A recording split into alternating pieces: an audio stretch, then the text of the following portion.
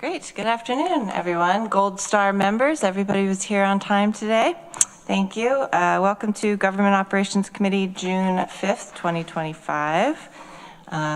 Glad to see you all. Thank you to those who are wearing the lovely teal or bluish color. Do we have any? I thought it was a purple day today. Well, purple is close. You guys are doing very well. Changes to the agenda. Don't think so. I don't believe we have public comment. Let's take the minutes of May 1st. Can somebody move those? Greg moves. Mike or Rich, can you second? Mike seconds. Questions, comments on the minutes, changes? And everybody is in person here, so we can just raise our hands to vote. All in favor? That's unanimous. Thank you. And then we have a couple of appointments to the Public Information Advisory Board. Ron Van Ormer, term expires December 31st, 2025. And Carissa Parlato, term expires December 31st, 2027. To the Tompkins County Historical Commission, Beth Harrington, term expires December 31st, 2027. Can somebody move those? Rich moves, Greg seconds. Questions or comments about that? All right, all in favor of approving those appointments? That's unanimous, thank you. All right. We are going to jump right into county administration and the resolution to update the administrative policy manual, policy 01-43, diversity, equity, and inclusion, ID 13324. Can somebody move that? Greg moves, seconded by Rich and Mike. Do either of you want to second it? Okay, Mike, thank you. And Charlene is here to talk to us about this. I know this went through WDIC recently, but I'll let you say whatever you'd like to say. You want to pull down Travis's name? Oh, sorry. Yeah, I'm not Travis, guys. Hi, good afternoon, everyone. I hope you're having a wonderful day today. I just have a few brief comments. This policy is 20 years old, and it set out the aspirations of the organization and has since accomplished what it set out to do. This iteration of the policy enhances our embedding of equity and continues our effort to centralize equity across our organizational practices. I'm proud to say that it aligns and intersects with 14 other policies, along with the commitments of our strategic plan and equity indicator initiative.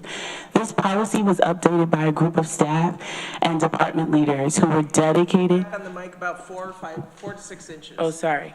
Who were dedicated to ensuring that this policy passes, but also that it's a reflection of how they see our governmental operations and how they see the work that they do every day.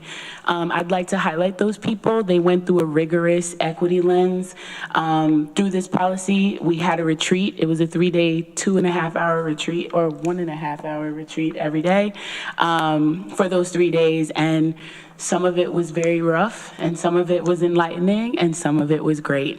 Those people included Rachel Graham, Joan Jerkowicz, Matthew Van Houten, Scout Frost, J.R. Claiborne, Kenneth Clark, Chantalise DeMarco, Corey Post, and Kevin McGuire. I'd like to give them all of the credit, because if it weren't for them, this policy wouldn't be so reflective of the work that we do here at the county. Thank you very much for considering, and I'm excited to see and hear your thoughts. Great, thank you. And we do have special guest star today. Joan Jerkowicz is here, and Rachel Graham is here as well. So we can bring our special guests up if we need to talk to them. Right, so you have in your packet a line edited version and then a clean version as well. So comments, questions, discussion. Rich. Yeah, this is hard to talk about. I agree with the core principles. I worry about the expression here, particularly in the political environment we're in. It seems like we've gotten signals from our federal government that they are hunting for governments that are doing exactly these kinds of statements. And that shouldn't necessarily prevent us from going forward, but I think we should consider carefully the consequences. They're talking about significant financial impacts for talking about these issues in this way. And again, I think what is happening at our national government is appalling. And I don't condone any of that. And I agree with the core principles here. But at the same time, I'm always troubled by this very specific use of language that seems to be unique to this subset, and that there are people in our community that feel entirely excluded by using this language and find it offensive, whether they should or not. But I would prefer that we table this, take it back, and look at it with trying to rewrite it in a way that we're really talking about American core values and saying these principles in the same way, but not using the specific buzzwords that inflame the discussion. That's where I'm at. And I think it can be done. I think that we can say these things. We can talk about fairness and opportunity and representation and belonging in a way that we state our policy clearly and substantively without triggering visceral reactions from a lot of our community that don't feel this represents what they're talking about. Thanks. Annie. And then Mike. I think, my opinion, history asks us to stand up to bullies, to stand up to blackmail from whether it's another government, our own government, going back, to more racist, bigoted, you name it, to go back to more of those times when America was great. America wasn't great for a lot of people. It was maybe great for some people, and so it was really not great, and it was horrible for a lot of people. And this is talking about equity and inclusion, and this is for everybody. And so we want everybody at the table, everybody to be treated fairly, and I am really proud of Tompkins County. And I'm hearing that from people around, the county, to not be threatened and to stand up, just as some organizations are doing around the country. And I think history will show that those organizations that stood up to their principles were the correct ones, were the ones that cared about their people. So I love this. I don't think we should water it down, and I don't mean to be saying that that's what you're saying, but just in my head, I don't want to water this down. I don't want to soften it or be afraid to keep going with the values that we hold dear, and the values that make our employment at the county a great place to be better too. We're not perfect at all. We're trying to make things better. We've achieved some things. This is the next step. And I think we owe this to our employees and to the whole county. So thank you. Thanks, Annie. Mike? And I agree. Rich, I understand what you're saying, and certainly it would be easier to kind of pull our heads in and not set us out as a target for the crazies in Washington, D.C. But if we don't stand up, who's going to? And it's going to take the localities across the country to stand up and say, there's nothing inherently evil about the term diversity, equity, and inclusion. It's a term that is inherently ethical and moral and fair and just. And I think that I have no problem voting for this and reaffirming our important support of these principles, because I know that the lies that have been told about DEI, the use of that to try to hurt people and to cover for things like discrimination are not fair and not right, and we need to stand up. There was a case today, we have to watch out for that the Supreme Court, and it was unanimous, was written by one of the liberal justices that said that a woman had been discriminated against, a straight white woman, in, I think, was it Minnesota or one of those states? Ohio. Oh, was it Ohio? Because she hadn't been promoted but instead other folks of a different persuasion were appointed to the position. And the Supreme Court simply said today, and unanimously, that everyone needs to be treated the same. And that's what I think what this is about, treating everyone equally. So that's why I will support it. Did you want to say something more? I wanted to address the comments across the spectrum because the considerations that Rich raised on the one side and Annie does on the other are things that keep me thinking all the time. And we did put the policy through that ringer, so to speak. It was reviewed against what has been argued is illegal DEI. Which has never been defined by the administration in any significant way. And that's why executive orders relating to funding on that score have generally been struck down as being void for vagueness. Now, I can imagine things that could fall into the category of illegal DEI, but we reviewed this policy carefully to make sure that it is not within those categories. Now, I don't want to say what I could figure out is illegal DEI because I don't want to give anybody any ideas. But this policy is not it. When we were going through the policy, and we went head to head on a number of issues with respect to the policy, is that the policy states diversity, equity, and inclusion in ways that are not just ethical, moral, fair, and just, but lawful. There is nothing wrong with encouraging participation, searching broadly, adopting accommodation policies for employees with disabilities. And in some instances, those things are required by law anyway. So what I wanted to see in the DEI policy is that I could sit and defend it, and I could say, okay, here's what we have in our DEI policy. That's okay, that's okay, that's okay. I don't see anything in here that's illegal.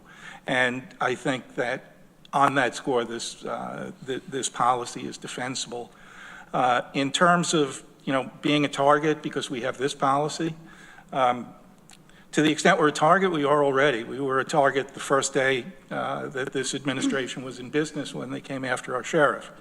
So, I don't think that this policy would add to that risk. I think it's, it would not fall, in my view, I mean, there's no, you can't guarantee anything, that if somebody were looking to define illegal DEI, this would not be it. Thank you, Maury. Charlene? Thank you, Maury, for sharing that. We did go head to head about this policy because I wanted to make sure, although we didn't want to be a target, we didn't want to remove the integrity of the work we're already doing at the county, which is something that is very important to us. It's our values. We shouldn't move from that.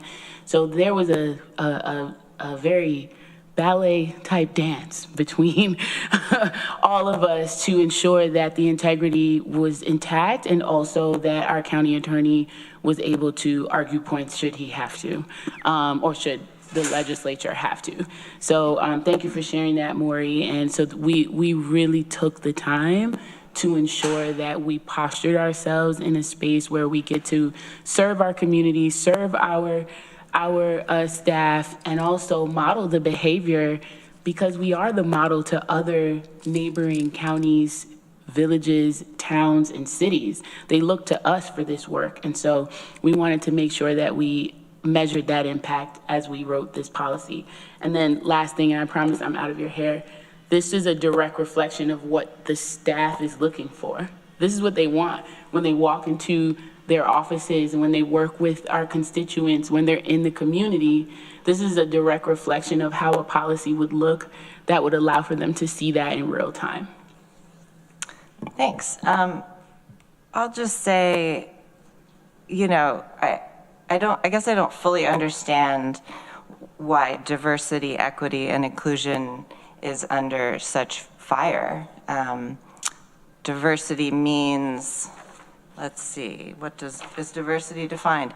Individual attributes that include but are not limited to national origin, language, race, color, disability, ethnicity, gender, age.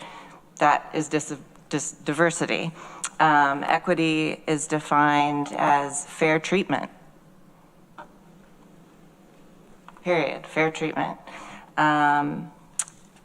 Inclusion, fully and respectfully involving all employees in activities and life of the organization. I think that, without getting political, I think that people are afraid. People are afraid of what this means. I think white people are afraid that they don't know what it means, and therefore it's scary. So they want to put a stop to it. So I just thought that I would read a few sentences from the policy, and if anybody is listening, I would encourage them to read it, because it's not saying what maybe they're afraid it's saying. It's actually saying some very concrete things. The policy statement says, the Tompkins County Legislature believes that a diverse, inclusive, and equity-minded workforce provides internal and external advantages. That's what we think. We believe there's advantages. Internally, cultivating an inclusive organizational culture enhances employee potential, fosters a sense of belonging, and encourages a variety of perspectives. I mean, that's what I want. I want a variety of perspectives. I want people to feel like they belong in this culture, in our culture of our organization. Okay, skipping ahead, a couple other things. Under the policy list, Tompkins County government shall demonstrate organizational commitment by sustaining the Workforce Diversity and Inclusion Committee. Well, we've had that for many, many years, so that there's no change there. Most people, I think, in the organization have appreciated that committee, some people have participated in that committee. This policy, it also talks about utilizing our strategic plan that we came up with a couple of years ago, including building a robust employee engagement program. That seems like a good thing to do to me. There's lots more in here, but I'm just picking out a few random bits. The policy says that we should provide a mandatory ongoing learning and development program through formal and informal education that addresses issues of diversity, equity, inclusion, and non-discrimination. I don't believe education is bad, so I think teaching our employees how to do something better, utilize best practices, those are all important things to make our county government run better. One of the things in here is to provide flexible work arrangements. That's something that we've been working on for our county for a long time. So flexible work arrangements would be fine by me. It says we should utilize partner organizations, vendors, and contractors that have inclusive diversity policies and processes. I think that's also something we've talked about for many years. It's just putting it into a statement. Couple more random sentences, the county administrator shall be responsible for ensuring that county operations support the initiatives in the most recently adopted institutionalizing equity report. So that puts a lot of the onus on the county administrator to know what's going on in the culture, to listen to the departments, to pay attention and follow this policy. So it's not that anybody can just do whatever they want. We have a policy. Somebody is going to be following through with these things. The Commissioner of Human Resources shall work with all departments and divisions of the county to ensure equitable access to professional development opportunities for staff. I mean, that's what I want. I want all staff to feel like they can access professional development opportunities. I mean, that's what I would want for myself. And let's see, I'll just randomly pick one more. The Chief Equity and Diversity Officer, in consultation with the County Administrator, the Commissioner of Human Resources, Team Jedi, WDIC, will encourage county leadership to adopt inclusive practices with equitable representation of the views of staff and community members. I would hope that these people would be listening to staff and community members when they're engaging in their leadership activities.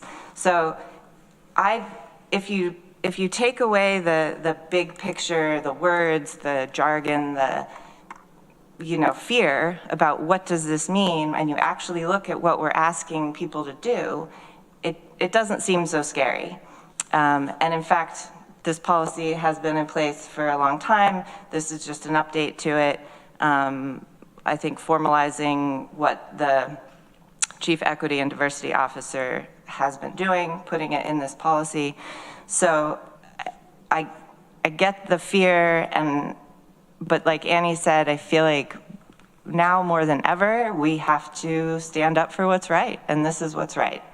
And it is Pride Month, and it would be a shame to not pass this, especially during this month. So thank you for letting me go on a little bit. Anybody else have anything to say?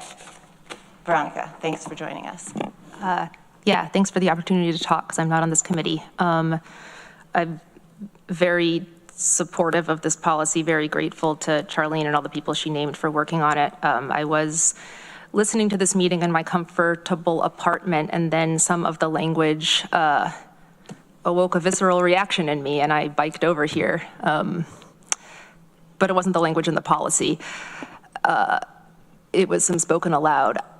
I get the fear of being the federal government retaliating against us for doing too much DEI or whatever, but that's absolutely not something that we should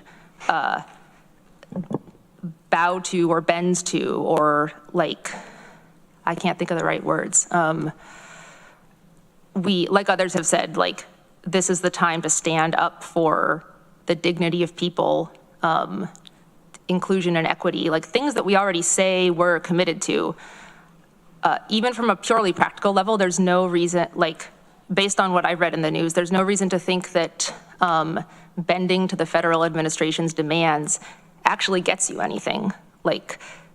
There is not logic, there is not fairness, there is bluster and hatred, and yes, real material danger, but the way we try to protect our people and strengthen our organization is by not just talking about diversity, equity, and inclusion, but by embedding it in our work and implementing the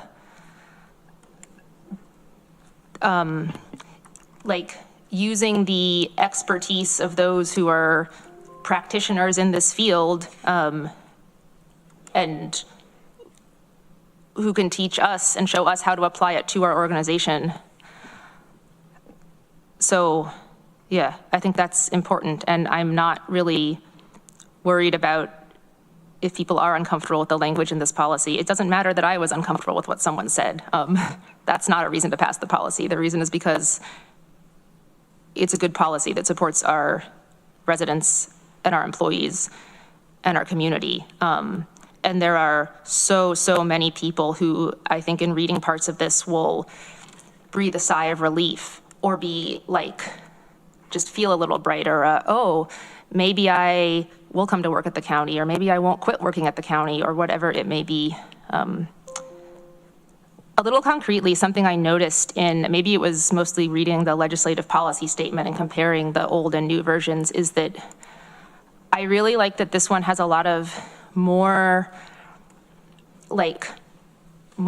specific actionable language. Like there's a lot of such and such a role shall do this, or such and such an office shall do this.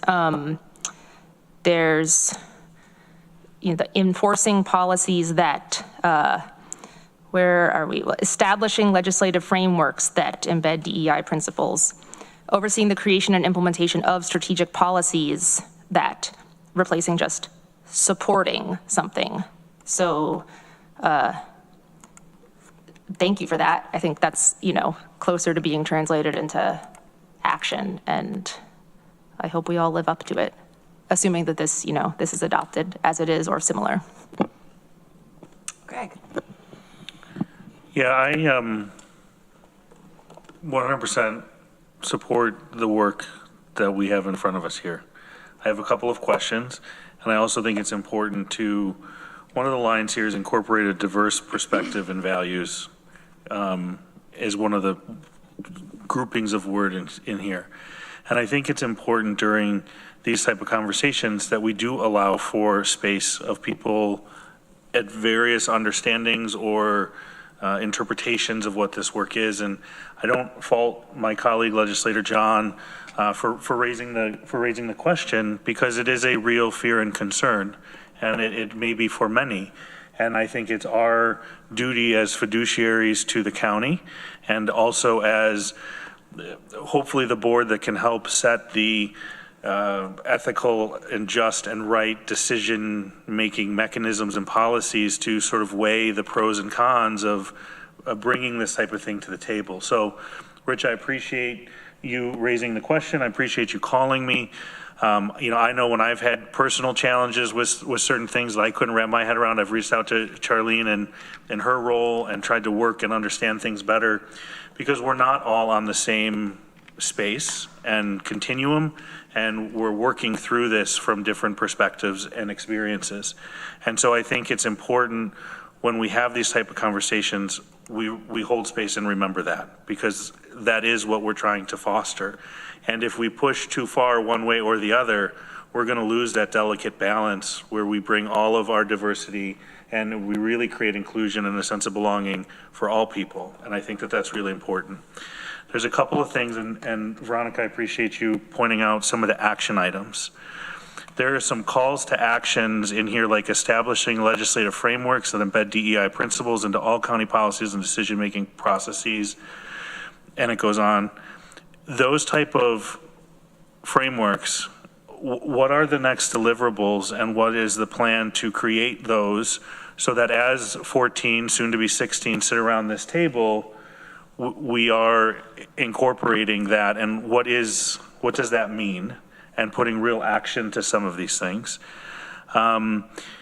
The other thing is empowering employees and residents to dismantle systemic barriers that inhibit inclusive governance. Do we have things that are identified in our current organizational structure that we should be working to dismantle and empower? Because I do think that over the evolution of these type of statements, there is broad language, but I hope that we can focus this into real actionable things. And I think, Charlene, to what you're trying to do with some of the equity indicators is put those measurements in place so that we're data-driven and that we're focused. And I hope that it is the understanding that with a policy like this, there also needs to be an action plan accompanied, and that action plan needs to be believed and bought in and held accountable. But I also think at the legislative level, we need to make sure that we have our own equity indicators on how we're approaching our work and not just leaving that up to department heads and the rest of the staff. So I guess I don't know if it's JEDI or WDIC or Charlene in your office or the 14 of us around the table at some point or this committee, but how do we get to more actionable items? Because really this statement policy being 20 plus years old is just a revision and reaffirmation and cleanup of work we've already done, things we've already agreed to. I can tell you it's not before coming to Tompkins County where I personally even really felt comfortable in my own skin, right? And every month for me is Pride Month. And I subtly have a little flag here on my desk as a reminder to maybe there's somebody like me out there who didn't sort of know what their place was or where their belonging was, or that they could have all of the things they wanted to and still be their true self. So I think these are good things to do. And, you know, if somebody wants to come pick a fight with us, they're going to come pick a fight with us anyways. And so this is not a new policy in my mind. This is just, we're just cleaning it up. And we're just sort of reorganizing our thoughts. So I fully support this, but I hope that we can really look at those action items and not just have this be lip service. But I would like to be able to look a year from now and say, okay, what were the systemic barriers that we did dismantle? What are some of the things that we did change? Because at some point, and I know that this is kind of an altruistic type of policy and statement that's ever evolving, but when can we really say, like, we have made a dent in this work and this is the next dent that we need to make? And is there ever an end in sight for this work, or is it just continually evolving and ongoing, which I believe that to be the answer. But I guess I want to make sure we can touch results. Hang on one second. Rachel might have something to say since you came up, but I just want to say, thank you, Greg. I mean, I think a lot of the action plan is the institutionalizing equity report that we already had lots of debate about but did pass. So I think the two go hand in hand. That's my understanding, and I hope that that will be conveyed going forward to the next legislature and future staff members as well. So, Corsa, did you? Yeah, I just wanted to indicate that the strategic operation plan is our goal. Action item is the institutionalizing equity report, and also this is basically telling us how to get there. So we have the goals set for ourselves, and we're just cleaning up the path to achieve those goals. Did you want to say something? Just a couple quick things. While we were working on this, we had a moment where someone suggested maybe we should change the name of the policy. Maybe we shouldn't call it the diversity, equity, inclusion policy. And we sat with that and considered it, understanding the national landscape. But we decided absolutely not. This has been a value of ours for a long time. So we went forward with that. We really wanted to focus on building efficiency and clarity and moving us from an aspirational area to operational. And we were very careful to make sure that we weren't promoting ideology with this policy. We tried really to focus on the Tompkins County values that were adopted, the strategic plan objectives, and the institutionalizing equity report. And we wanted this to ensure fairness, access, and opportunity for all. We wanted it to welcome diverse perspectives and protect against discrimination. We wanted this policy to reflect our commitment to public service and respectful governance, and I think that it does that. Great, thank you. Veronica.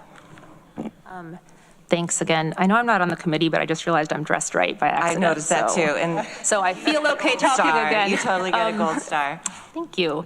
The thing Greg brought up, that the legislature doesn't have its own equity indicators, is, I think, a really important point, and I'd like us to make some, and I don't know how exactly. Like, I don't think hashing it out in the public meeting is a great use of our staff's time. But I also do think that it should be all the legislators together, not just a committee. And I'd really like it to be this legislature, not next year's, because, you know, we've all been doing this for at least a few years, if not many more, and like I mean, at a minimum, we've learned what the equity indicator process means for the other departments.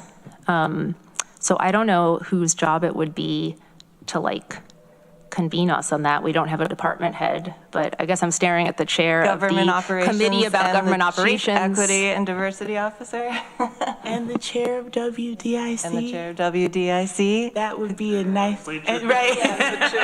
And the vice chair. Sounds like all. Yes, that came up, that conversation came up for the legislature for training specifically, that the legislature have some sort of opportunity to engage in communications and professional development around how this work reflects in your roles as legislators. So just throwing that out there, just in case you guys want to bite.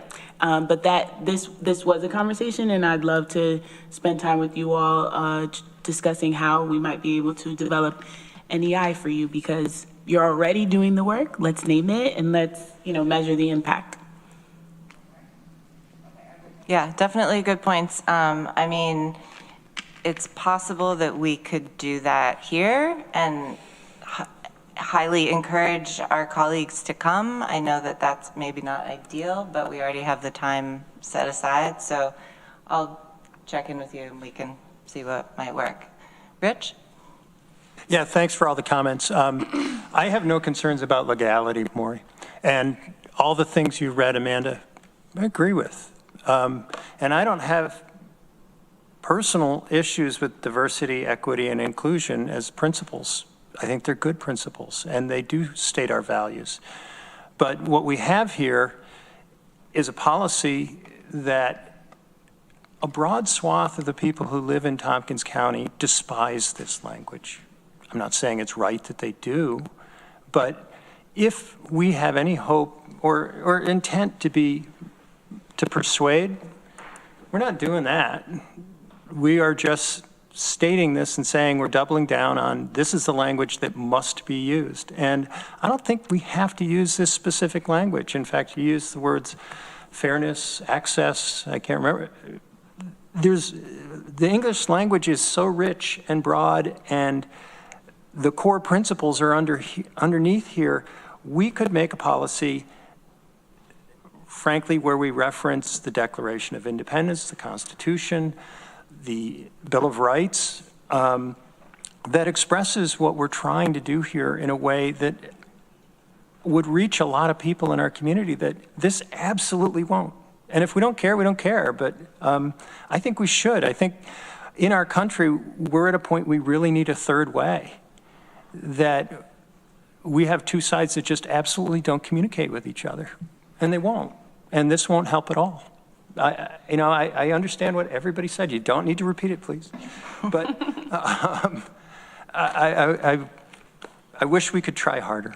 And I don't want to denigrate the ton of work you guys did, but work harder in a way of thinking about it in a different way, because it can be done. And frankly, for our country to move forward in this area, I think we have to think about the language differently. I will not vote for it. Rich, I don't think you're wrong. And I think I would personally say any of those people who hate this, come in here and talk to me. Have a conversation. Whoa. But then that's their failing. That's not mine. They're elected officials. I'm open to it. I think they look at this and they say, this is like religion. But come have a conversation, because that's what we're trying, that's what I feel like is the only way to move forward. And I see no reason why, if you feel like there's another version of this that is even more inclusive, then let's talk about that. You've got 6 more months here. Let's work on what that looks like. Well, that's what I was saying. I'd like us to table this and. But I don't see why we can't do both. If I see you, Maury, hang on. Sorry. If people don't want to talk about this, then those are the people who we're never going to reach no matter what language we use. If you do want to talk about it and you want to talk to your legislator, you want to talk to county administration, you want to voice your opinions, you want to come to a meeting, those are the people who we all appreciate and we want to hear from. So if anybody out there is listening and thinks that this is just the most wrong step that we can make, please come and talk to us. Anybody at this table, I think, would want to talk to you. And if they're not able to do that, then let's find another way to meet in the middle. But I don't think we have to move away from what we believe is right to meet somebody who doesn't want I don't think we'd be moving away from what we think is right. Okay, Maury.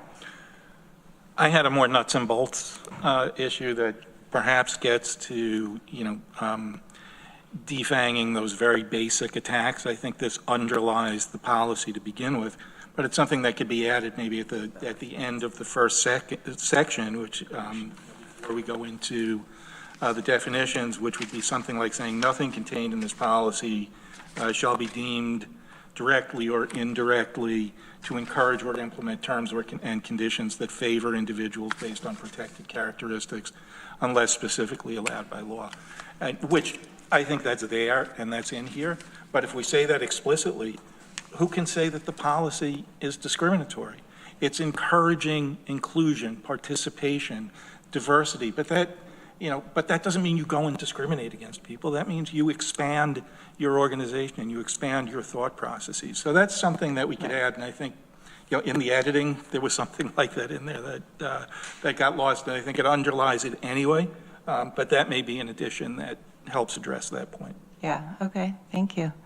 Annie. Quoting from the Declaration of Independence, we hold these truths to be self-evident that all men are created equal. And by that, I think we all know that they meant white men and certain white men. So it was a small minority. So but I'll keep going here. They are endowed by their creator with certain unalienable rights, easy for me to say, that among these are life, liberty, and the pursuit of happiness, again, for certain people, that to secure these rights, governments are instituted among men, deriving their just powers from the consent of the governed, that whenever any form of government becomes destructive to these ends, it is the right of the people to alter or abolish it and institute new government, laying its foundation on such principles and organizing its powers in such form as to them shall seem most likely to affect their safety and happiness. And it goes on. But I think I really like the second part about if we see any of these things as unjust or to make things better. I mean, we've amended the Constitution and we've changed a lot of things. That's what Congress and the Senate do. That's what state governments do. That's what local governments do. We're trying to make things better. This was not perfect. And so I think we need to focus on what we know now. We know now that it wasn't right to only allow white men to be able to vote and to form our government. We know now that we want everybody to be included, that that's just the right thing to do. So I think for me, a lot of times, and this comes back to, I'll say myself, because I was elected, there's often we can see as a right and wrong thing. It's wrong to go backwards, towards the 1700s to go, oh, we're just gonna, be careful about what we say. And when we're careful about what we say, what really is happening is that we are going backwards. We're being more exclusive. We're being more individualistic. And it's unfortunately for a lot of society, a lot of people, they tend to only care about themselves. People tend to want to be with people that look like them, sound like them, same ages, colors, all kinds of things. And so it's up to other people sometimes to go, hey, that sometimes that's our tendencies to not share resources and things like that. And it's up to government to say, we're going to make sure we're trying to take care of everybody so that everybody can survive and thrive. And that is what we're doing. So I'm proud of this policy. Yeah, thank you. Did anybody want to go with Maury's additional language? Do we feel like that's necessary? Or do you want to read it again, or? Sure, I'm not sure it'll come out the same way. Charlene had her hand up. Okay. This could go at the end of, What's the packet page? at the end of the preamble. It would be on page 2, before we go into definitions. So what's the Packet packet page page? 10, Oh, 10? right before the page 2 of the policy. definitions. If you see about a quarter of the way down, we start with definitions. Yep. So after the bullets and before definitions, or we could find some other place to put it, but that seems the logical place. We could put something like this. Nothing contained in this policy shall be deemed, directly or indirectly, to encourage or implement terms and conditions that favor individuals based on protected characteristics unless specifically allowed by law, and then put a parentheses, e.g., reasonable accommodation of individuals with disabilities, closed paren. So what we're saying is, this is not a policy to favor or disfavor. This is a policy to include. And I think that deals with, the concern about, this, group that we perceive that's out there that will, say that there's something categorically wrong with DEI. Well, that, when you state that, there can't be anything categorically wrong with it. At least that's what I would argue to someone challenging the policy. Okay, Charlene, and then talk about that language. Or I'm an employee. You all are the lawmakers and the policy passers. As your Chief Equity and Diversity Officer, I just want to remind you, this policy is about our organizational practices. Please try not to put the politics of our landscape into something that helps us be better, helps us manage better, be more efficient, help our staff, help our community members, and center the experiences of the people who might not have access in the ways that we would like for them to have access.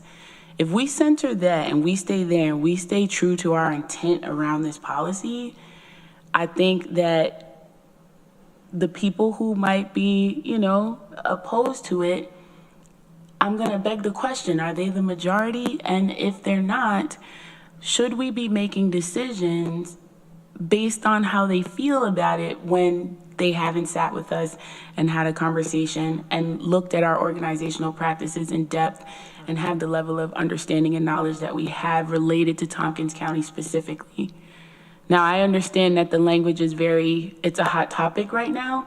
Our federal government, with all respect to this administration, has had several Dear Colleague letters. They want to move into this direction of equal dignity and respect, but they have not provided the guidance yet. So at any time when they do provide the guidance and what language is acceptable versus unacceptable and how we move in that direction, as you know, these are all amendable for us. So I don't think that we should operate in fear.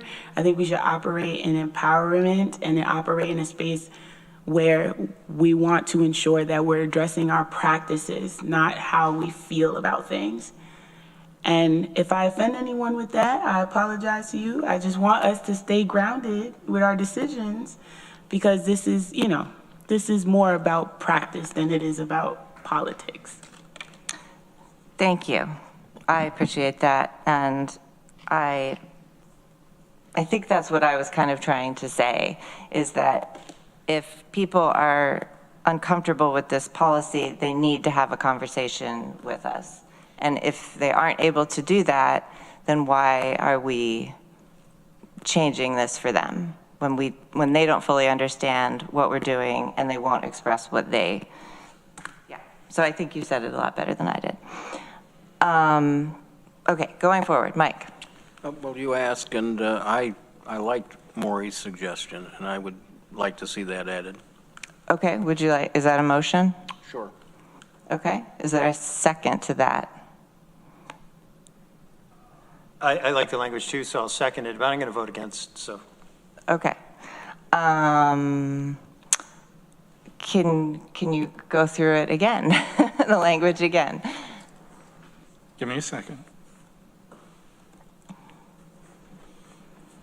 Okay, this would go at the end of the preamble, before Roman numeral 1 on page 2, and it would state, "Nothing contained in this policy shall be deemed, comma, directly or indirectly, comma, to encourage or implement terms and conditions that favor individuals based on protected characteristics unless specifically allowed by law, parentheses, e.g., comma, reasonable accommodation of individuals with disabilities, close paren." And, and then the policy would continue with Okay. Roman numeral 1. Okay.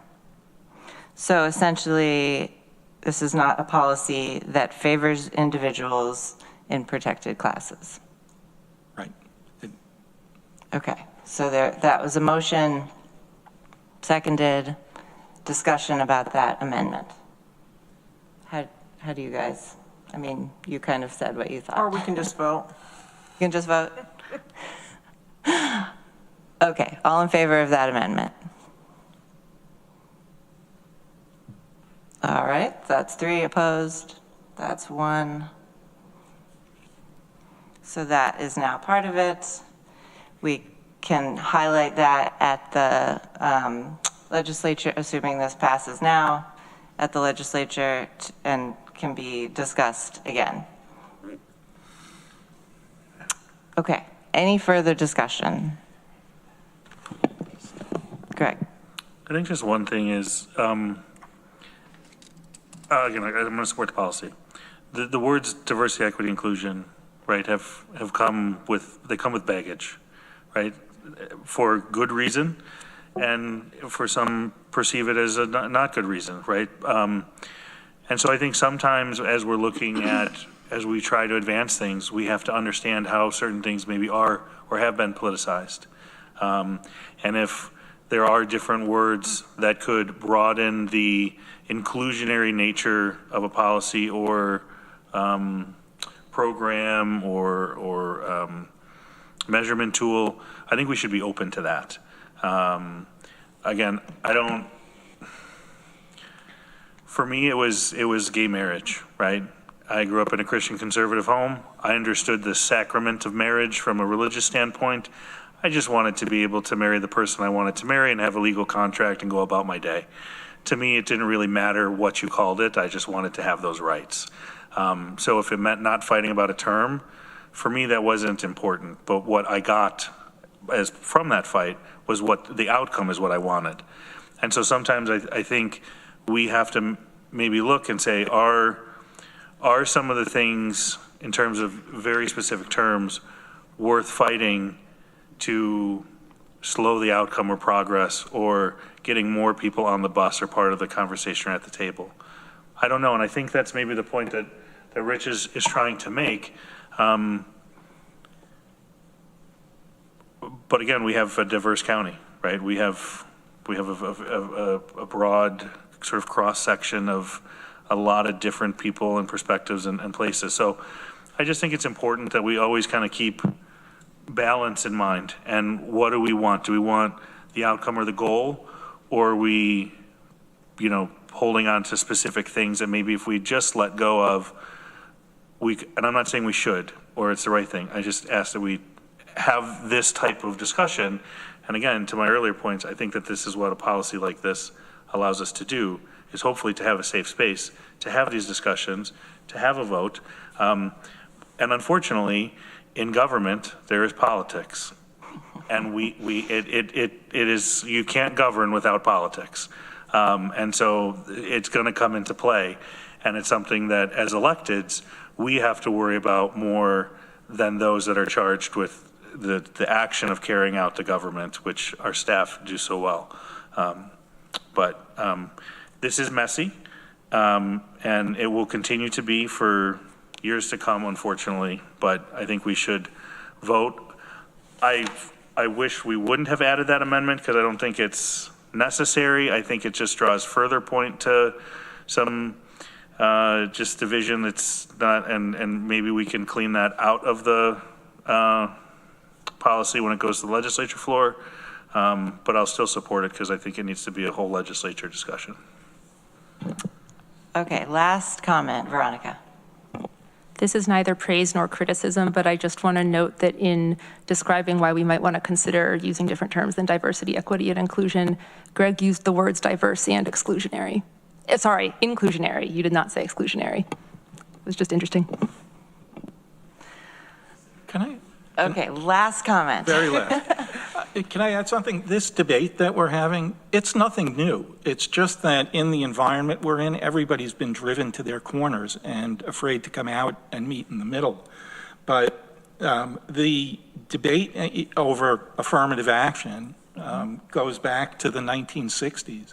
And there's always been, on the one side it's too much, on the other side it's too little. I'll note that the two executive orders that were just repealed concerning affirmative action in federal contracting, one, Executive Order 11246, was signed by President Johnson, and Executive Order 11353 was signed by President Nixon. So, diversity, equity, and inclusion are really not partisan issues. They've just been made into it. And so, in that respect, we want to have a policy that pursues the values and at the same time is defensible if attacked. And I think we've hopefully come close to threading that needle here. Yeah, thank you, and thank you all for talking about it and sharing your perspectives. Let's go ahead and vote on this update to the Administrative Policy 101-43. All in favor? That's 3 against. That's 1, so that passes. Thank you very much. And do you want to stay up here and do trends in equity indicator selections? Do I? No, I'm just kidding. Do you need a break? No, I'd actually love to share because I think that, I hope that you all see how this policy also intersects with some of our work that we are doing within our government. So, thank you for your patience. All right. So part of our policy outlines our equity indicator initiative that is aligned with our strategic plan. And I wanted to take a moment just to share with you all some high-level trends that are present in our equity indicator initiative and what our department heads have been graciously doing. So just to give you a little bit of an executive summary, I know you guys have this in your packets. We have an equity indicator master list, and this was developed to identify and track our equity-focused efforts. And our goal is to really better understand how our departments are integrating equity into their operations so we can understand really how we're embedding equity across the organization and measuring that impact. Some of our key trends, I'm going to go down the line, were service and access delivery. That was our largest one. 7 of our departments chose this as their equity indicator. And some of the things they will be tracking is the accessibility of our services, i.e. our airport, our clerk's office, and our ADA compliance. Our department heads who are community facing are very interested in this. They'd like to see what the impact is and see if they could use the data to ensure that they increase access to their services. The next one that was most prominent was our community engagement.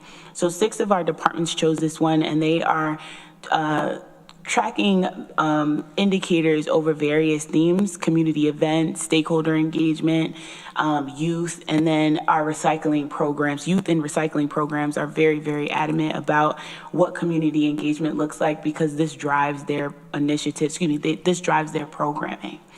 The next one is workforce equity. This was a high-level trend in my initial listening tour when I first became the CEDO. Our department heads are very interested in measuring the percentage of our diverse hires, and that is outlined in our policy and outlined in our institutionalizing equity report. They're also thinking about employee retention and inclusive advancement programs. So something that came up was the ability to be promoted within our organization or within our department specifically, and that retention being connected to our staff not being stolen from other departments to go to another department. So it's going to be interesting to see how they collect that data and what that looks like over a period of time. I'd like to highlight that our department heads have chosen these equity indicators and they are reporting based on the strategic plan. So some of them are reporting 1 year, some are reporting 2 years, and some are reporting 3 years. I will also provide you with that information as we go along the year because my next report will be about that. The last couple of ones are training and capacity building, data collection and use, internal operations and procurement equity, and then leadership, accountability, and transparency. And 3 of our departments are interested in developing transparent policies that are equity aligned to their specific leadership practices. Something that I'd like to brag about is we have 8 departments who chose 1 indicator. We have 13 departments who chose 2, and 1 department who chose 3. And I was like, whoa, you guys are amazing. Overall, with this initiative, we are tracking 34 indicators in total across Tompkins County. I'm really proud of our department heads. They have done an amazing job identifying what the work is in their department and how that is within the context of their scope. So people think of equity and they think just one umbrella, but our department heads have been able to pinpoint where equity is present in their departments and then bring that to life through this equity indicator initiative. Some highlights I wanted to give you guys: the Department of Social Services had demonstrated a strong commitment to equity trainings and building their internal equity groups, breaking down some of those silos that were present within their space. Our facilities department, they're working on the center of government. They're working on these large capital projects, and they wanted to actively track their MWB contract participation and collaborate on workforce advancement.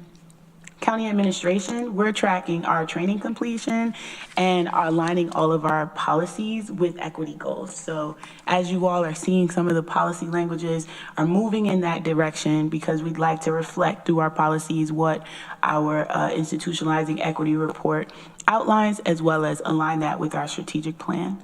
Lastly, I wanted to give a shout out to recycling and materials management. They really want to focus on equitable community engagement and access to environmental services. This is a huge one because, we're seeing environmental justice as a conversation across our nation. And then, as you know, we're a green space. Ithaca, Tompkins County, we really love to ensure that we're being good to our environment. So it's really nice to see that they want to expand what that looks like through community engagement and access to their services. Lastly, so I can get out of your hair, I wanted to highlight some opportunities for growth that I'm playing around with in terms of what the next report will look like for this year. Thinking about the initiative and where we are right now, some opportunities for growth include expanding our indicators to address language access and translation services across departments. This is a conversation that we're having with the communications director. They're also dealing with some of this. So we're trying to think about what does it look like to ensure that all departments have access to that, and it's not just centralized in county admin, but it looks tangible across our departments. Developing and formalizing community outreach and engagement strategies for a unified approach to the organization.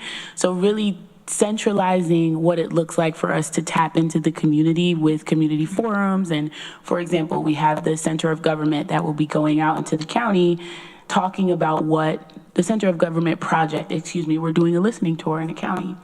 What does that look like? Is there a model that we might be able to use where all departments engage in meaningful community participation frameworks? Something to explore. And then lastly, increasing our attention to data collection and disaggregation across service lines to inform policy and operations. That is really the goal for this. When we have this data, what do we do with it?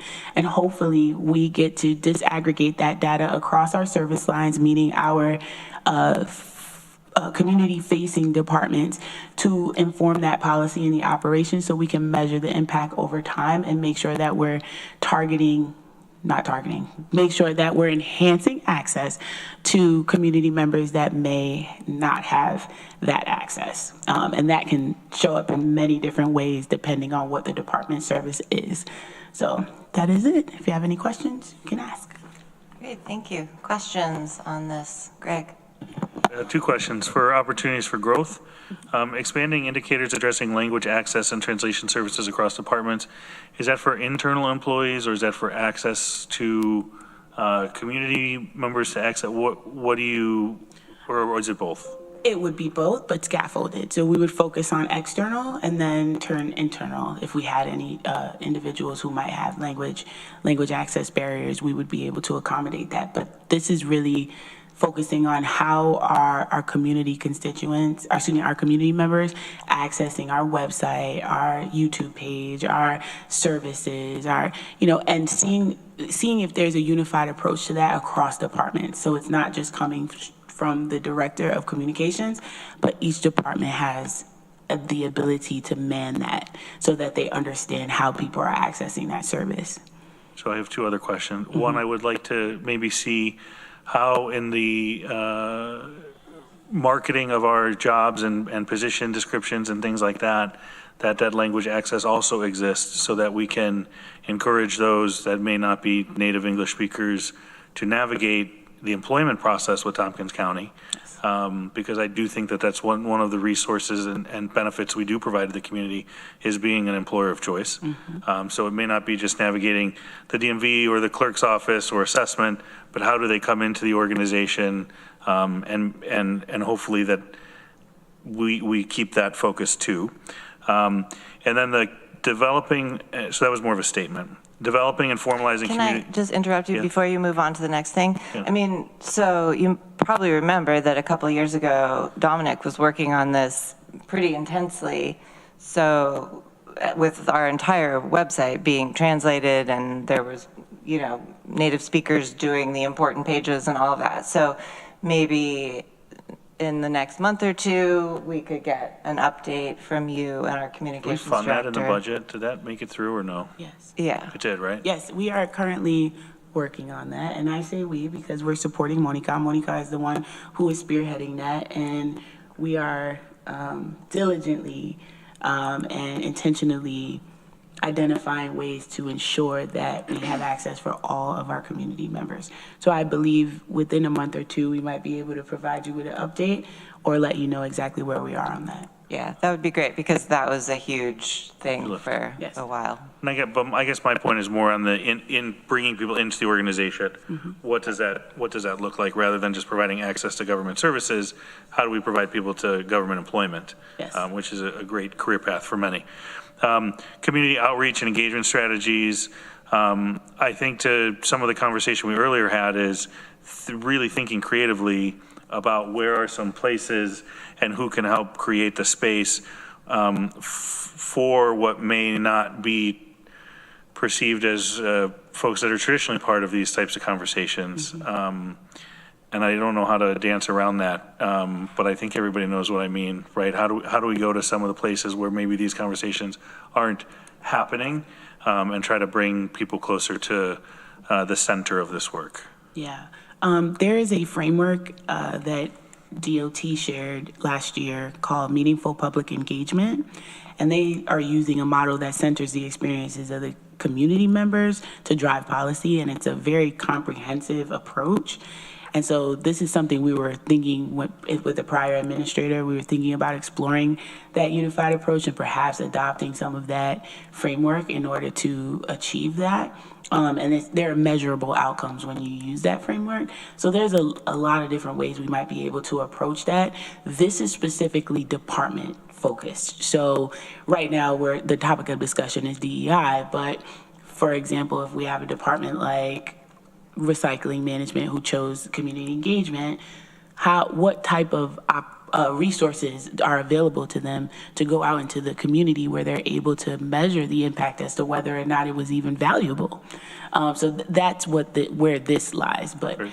I appreciate that feedback on that. We want to think about a more unified approach and something that is across the organization versus just bringing up with who you know, and that kind of makes it a little exclusive in some ways. So. Okay. Thank you. Other questions or comments? Okay. Well, thank you for giving us some updates on that, and continue to be glad that you're looking at data and collecting data, because that is something that people can wrap their hands around. So May I thank you. give one update? Since Oh, I'm up yeah, here? please. Yeah, Yes. and then because I know you guys are probably so tired of me. I just No, not at all. Today was like heavy DEI. I promise I'm out of your hair after this. I would like to make an announcement. We have an effective allyship training coming up for our staff on June 23rd, and this will be facilitated by Rise to Equity Excellence, Paula Ioniti. There was a conversation about folks interested in understanding what happens when non-inclusive things happen in the workplace. And so this is going to be scenarios based. There will be 2 sessions, one from 9 to 11, another at the Borg Warner. Shout out to Susan Currie for facilitating that. I love you. And then one in the evening, in the afternoon from 3 to 5 up at the Rice Conference Center at 55 Brown Road. Folks are expected to learn allyship foundations, what does workplace bias look like, have some interactive scenarios, and then reflection and application. I saw that some of you have signed up, but this is open to the legislature as well as all of our staff members. We are capping each session at 40 people. This is the first round, so we'll have 1 round in the spring and 1 round in the fall. And what I think GO should know is that after having a conversation with our deputy, Norma Jane, we realized that our blue collar contracts, sometimes they don't have access to these trainings. So I reached out to Dewar Airport, Sheriff, Highway facilities, and we are going to provide them with a session that's specifically for them that falls into their work schedule, so that some of their staff are able to attend. All department heads have showed and expressed their gratitude, and so we're excited to be able to extend that to our staff who work around the clock. We love you, and we want to make sure that you have access to professional development opportunities. So this is what's coming. I hope you guys are there. Great. How do we sign up? Oh, yes, there is a link that I will share with you all, a nice registration link. We're using one of our software, Laserfish, and you'll be able to sign up fairly easily and quickly. And I'll share that with you afterwards, or with Jordan, so she can share it with the committee. That would be great, actually, if you could share it with the whole legislature, just to make sure everybody got it. Great. Okay. Annie? No. Yeah. Yeah, thank you for your whole report and all the work you're doing, Charlene. And I'm sorry I'm not going to be able to attend this training. I have attended other trainings. Every time I attend one on these type of topics, we're learning more, we're evolving, there's different terms. So it's really important for people to go, especially if people, are like, what are the latest terms? Or what are, I know this is not all inclusive of everything that you work on, but I think it's really helpful. So I encourage, my colleagues and as many staff, to go, which will help inform our conversations. So thank you. Thank you. Yeah. Thank you so much for everything. All right. Let's move on to the legislature, charter updates. And I think Katrina there's papers on your desk.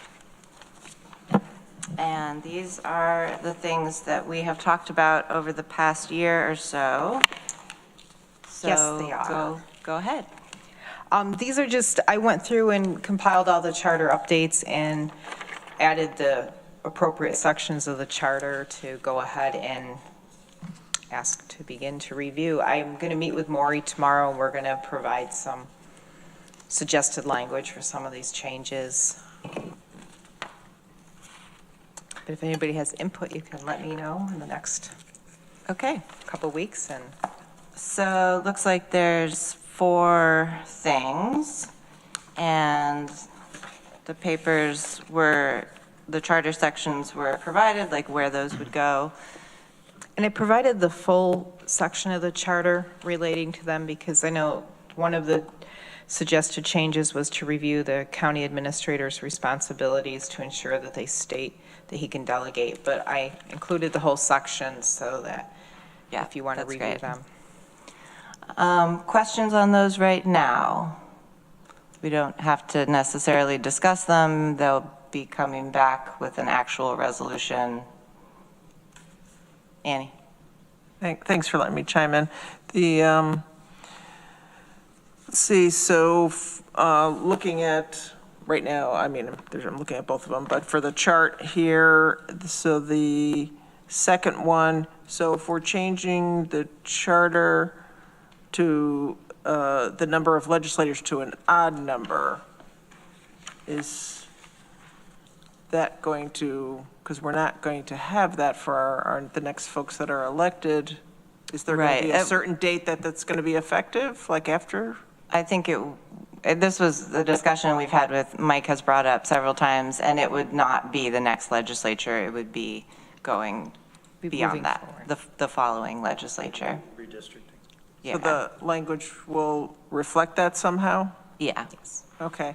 And then, changing where the, when the elections are held, the number of years. Would it be helpful for that? And then also going back to the number of legislators, changing it to an odd number, which I agree with. Can we put in here, or will it be in there, that here's the date that it was changed?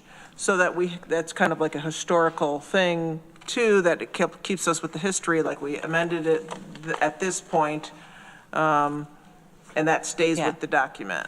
Yeah, I think I think we can incorporate that. commencing on such date or whatever. The last change to update the charter to align with the even year elections, I think that's going to have to probably wait until we have more information, because that's still in litigation as far as I. Let's see, I have Rich and then Mike. My understanding is the last one, we do need to do that, right? To be in compliance with state law? I think right now we are in compliance. We are in compliance currently. I think if they change, Oh, wait, that's the litigation, the In 3 alignment. years. actually, Might not be. I'm trying to visualize the charter provision in my head, but Right now it right says now, odd. we're odd year, so we would need, so the charter has been overruled basically by the state So legislature. we would need to pass this last one to become in compliance with Right. New York State. That's correct. That's correct. Pending litigation, Depending I on guess. how the Court of Appeals ultimately rules, although NISAC's odds-making on that is that it will probably be affirmed, and that we're going to all be moving to even year, except for the constitutional officers, and those will, this legislature at the state level will try and tackle those at some other time. The sheriff and district attorney are going to be pretty lonely at the polling places, right? And the county clerk, yes. Oh, and the clerk, yeah. Mike? Well, legislature is talking about the possibility of a constitutional amendment to make that happen, to make the constitutional officers change to even years too. But I just wanted to point out that it's 27 that we have the decennial review of the charter, isn't it? Yes. So the next group is going to have a full review of the charter coming up in 2027. Right. In the past, we've always had a charter review committee. Yes. Yeah. That'll be fun for you guys. Rich? In the meantime, I would support these changes. So. Yeah, and these are all, we have talked about them at various times. Greg? The only one I don't support is the odd number. I think it limits our redistricting, and I think we should be able to see full scenarios and what makes the most sense for the community. I think that's semantics. So I won't support that one. So hopefully we can take these issue by issue.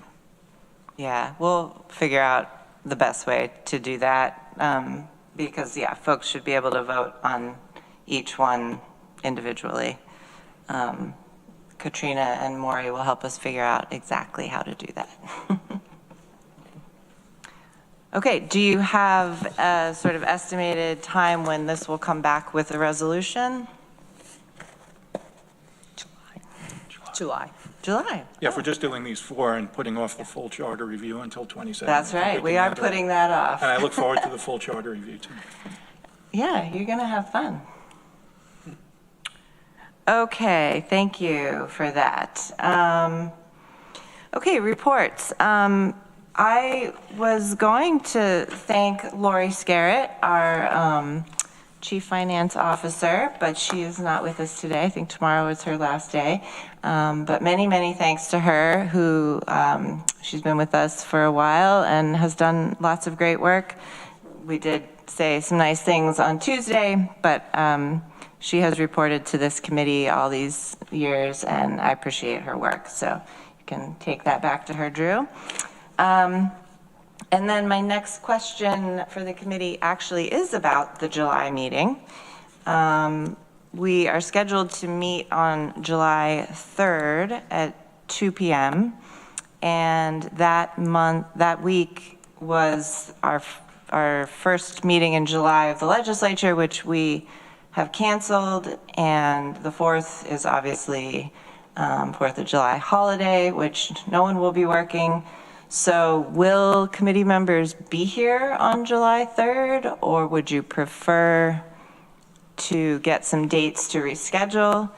I'm not exactly sure how it's going to work, but I think in theory we will have a 5th member at that point who will be assigned to this committee. So that's something to keep in mind too. So thoughts on having a July 3rd meeting? Mike? I could be here on the 3rd. Okay. Rich? I think I may well be on a bike trip. Okay. Greg? I will be here and would prefer to have it so that the rest of the weeks in July don't get jammed. I had the same issue at HED yesterday where Okay. essentially the entire committee was not available for the meeting on the 2nd. Okay. So if we can, great. If not, we can move it. I know it's just going to get increasingly more difficult for everybody. Right. I mean, if Mike and you and I can commit to being here, then we can go forward.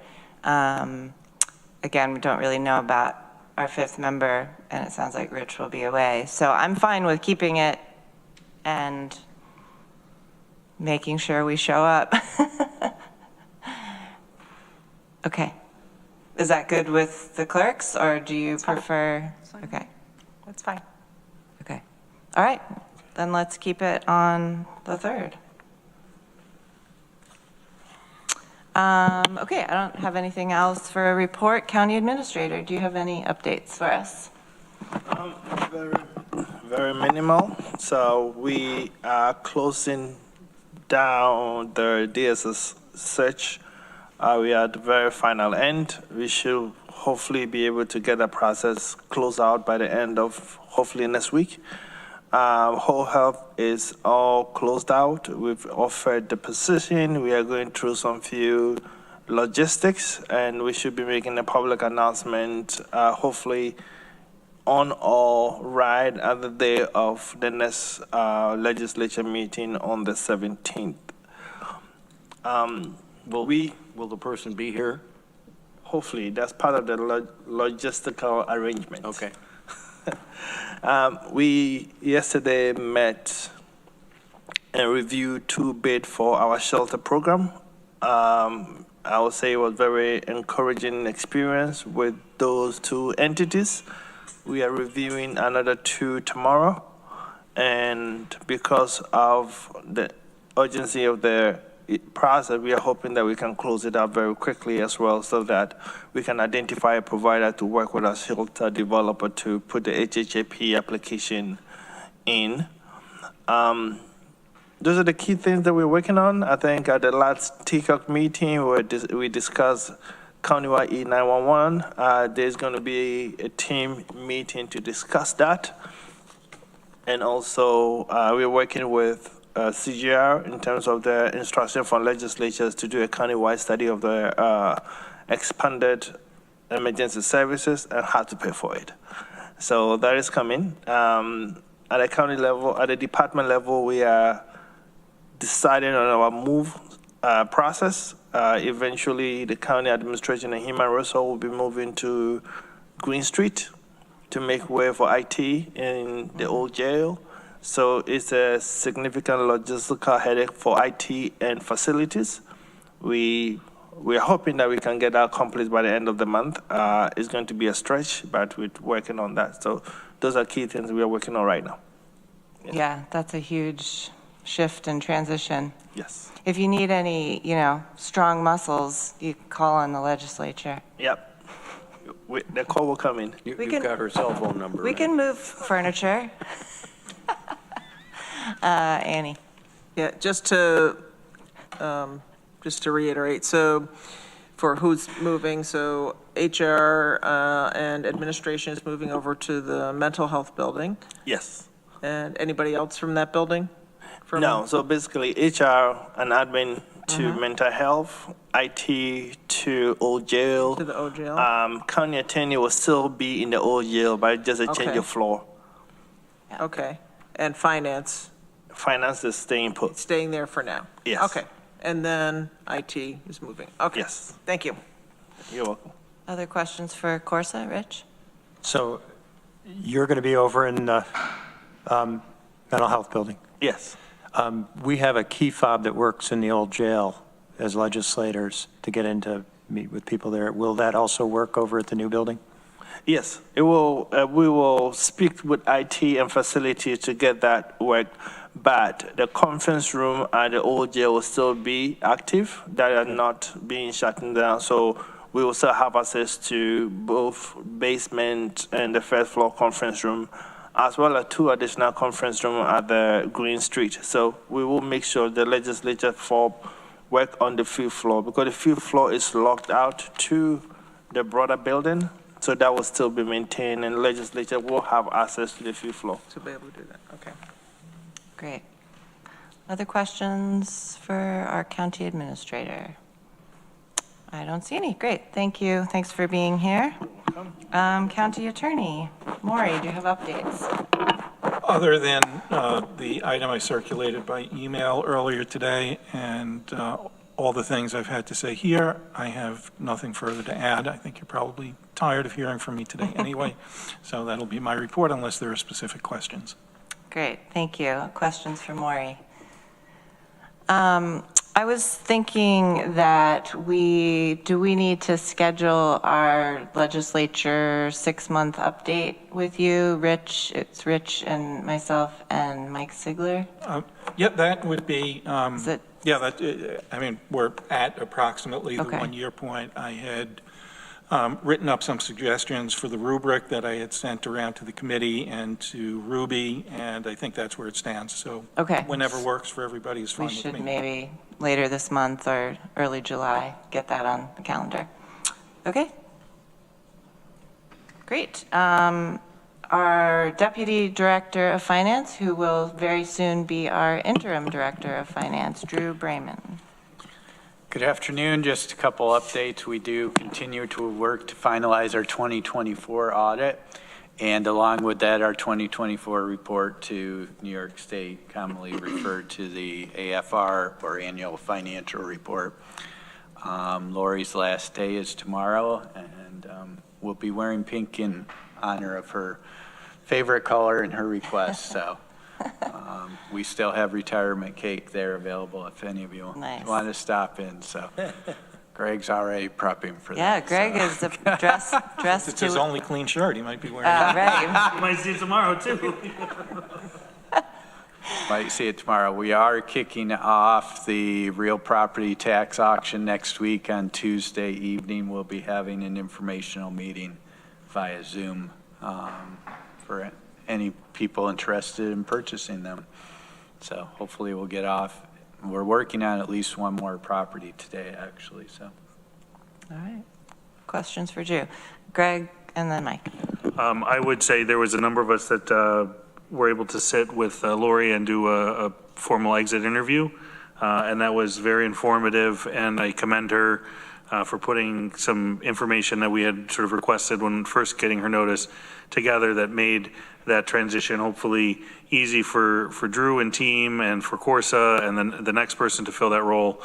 So really appreciate that. And also, I've been a strong critic of the timing it takes to close the year, and I appreciate the diligence that the finance department has taken over the last several years to move that from August, September to getting closer to, June, with the goal ultimately being some point, maybe April. But I think they're on the right track and taking the steps necessary. We just need to make sure that some systems and other departments also realize the importance of achieving that goal as well. Great. Mike, you had a question? Did you have your hand up?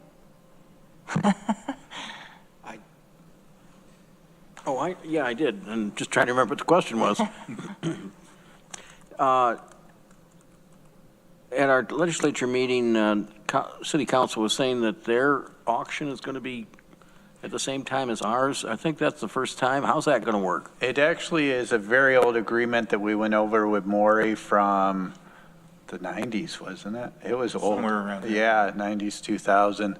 We have consistently done our auctions together, and the city does give us a very small amount each year to help facilitate their auction of properties. So this has happened right along. It does happen right along. Yes, Many I of the didn't realize that. properties that the city auctions do also have county liens against them, but there are a handful that are just city, that they pay their county taxes, but not the city taxes.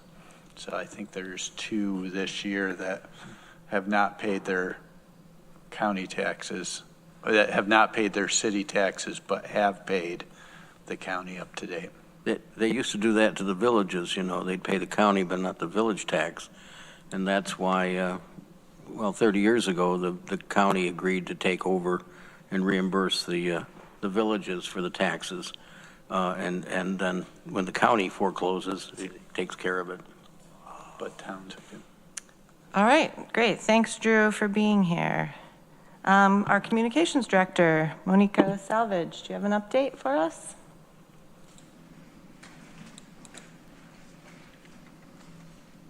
Good afternoon.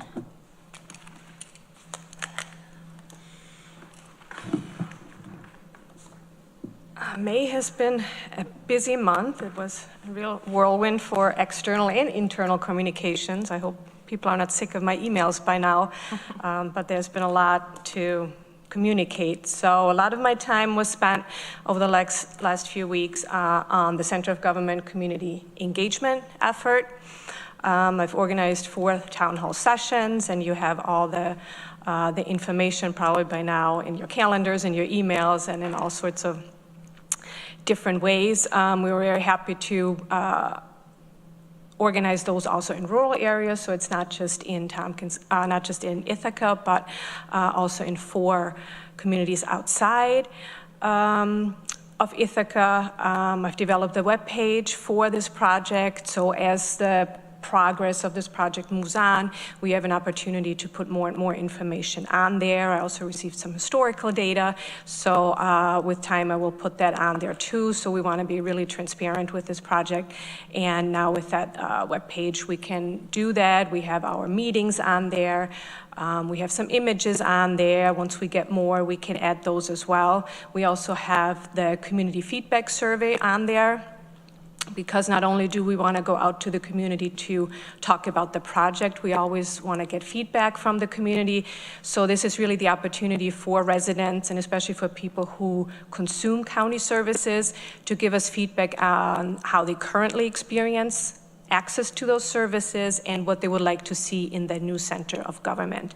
So the page is live, the survey is live. We're also going to have little postcards and handouts that I'm going to distribute to you next week, and then also we'll have them at those meetings, at the departments, so that are public facing, so we have that information out there. And so even if people can't make it to the community sessions, they have an opportunity, you know, either through the postcards when they pick them up, or if they go to the website to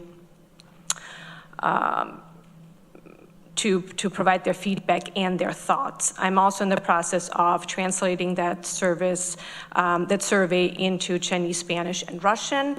That should be done early next week, and then that will be available also on that project page, and we're going to have printouts at the community meetings. Any questions about the engagement effort for the center of government? Yes. Not a question, but I just wanted to say I'm really impressed how fast you put those meetings together, especially having to deal with the clerks, town clerks.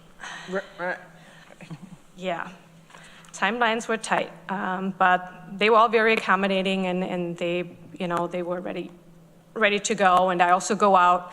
I went to 2 of them so far, the ones that we have next week, just to check out the locations and know how the setup works and everything, so we're not surprised when we have those meetings. Yes.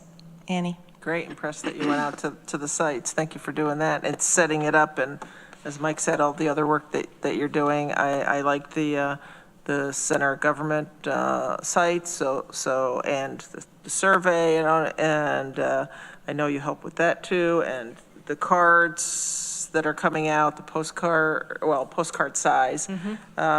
So when they come out, can you just go ahead and put them in our mailboxes? So in case, because sometimes we just stop in, and this, because I'd like to keep passing those out to anybody I see in the county. And then for this is a little bit different, but the siren cards, I pass those out a lot, and I've ran out of them. Do you have those, or do you know where is that through Department of Emergency Response? I do not have them, but it's probably Doer. Maybe it's Doer. Okay, because I like to just talk about that, and that might be, just thinking about that might be nice, and I'll ask Doer, but to have those for those things, if we can get a pile, because that's always, whenever we're interacting with the public, to talk to them about that service. But I'll check with Doer, see if we can get a bunch of those. And the survey will be open for long, so not just during those few weeks when we have that first round of community engagement meetings. The survey will be open for, you know, past that. Do we have a date that we're stopping? Not at this time. Okay, so it'll be open for a So while. again, that will be then announced on the website, or, you know, through the meetings that we are having. But at this point, it's open. Thank you. Great. Other questions? All right. Well, thank you for your continued good work. All right. And thanks for being here. Committee members, do you have any updates or reports you want to share? Rich? I attended the Common Council meeting last night to give the report like they come here and give to us. And I wanted to let Corsa know that there were several comments that they were impressed and appreciative of your response to the Steri fire. Oh, okay. Yeah, just so you know. Yeah, thank you. And thank you, Rich, for attending that and keeping those lines of communication open. Rachel Graham, Deputy County Clerk, do you have any updates? All right, any questions for Rachel? Thank you for being here. All right, any other items before this committee? Thank you all.